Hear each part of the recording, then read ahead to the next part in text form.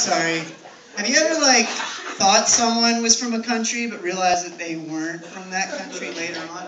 I hate that feeling. One time I was in a convenience store, and I really thought that the cashier was of Hispanic origin, so I was like racking my brain. I was like, all the Spanish I had ever learned my entire life just fell in the back of my head.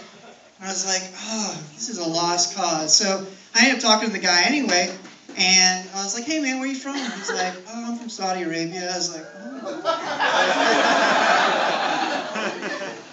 Assalamu alaikum. So that's hello in Arabic. Anyway, so where am I? Oh, I got lost.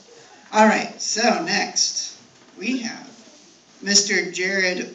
Is it Weber? Yeah. Okay, there's only one B there, so I was like, Weber? Actually, I had a friend in high school named Jared Weber, so I just thought, like, Jared Weber. Jared Weber, everybody!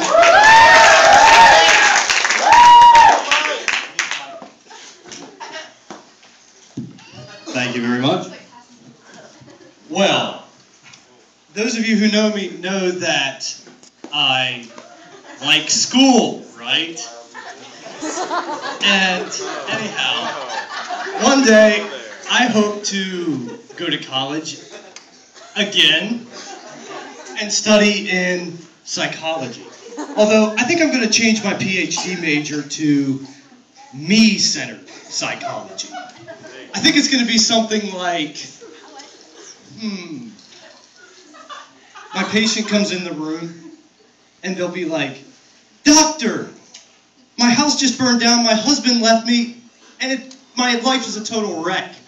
And I'll be like, how do you think that makes me feel?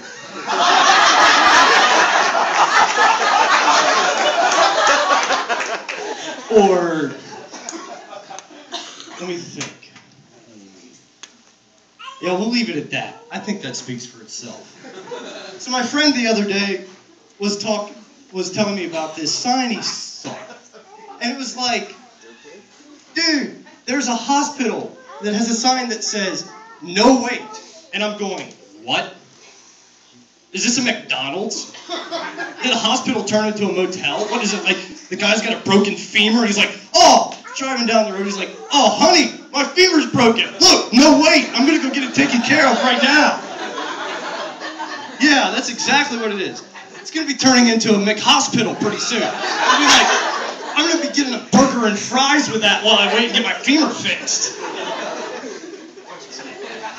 Speaking of fast food, they always ask, do you want fries with that? And I'm like, idiot. No, I don't want fries with that. If I wanted fries with that, I would have asked for fries with that. Go get your GED.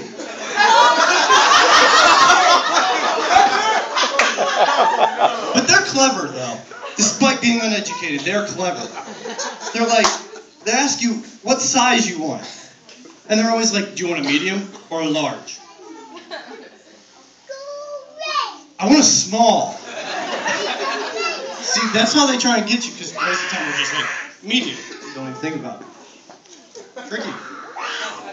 So, here's the other thing that really bugs me. You're waiting in line in a store, and in front of you is the 80-year-old grandma. And she's like, doesn't know how to use the electronic checkout, like the auto new check thing. And so, she's like, can't figure this thing out. It's like, oh, I don't know how to fill out my check here. And then, or worse yet, she doesn't trust the thing, and she's telling the clerk off about how bad technology sucks. And then there's always those awkward products in stores. You know, they put Preparation H and toothpaste next to each other.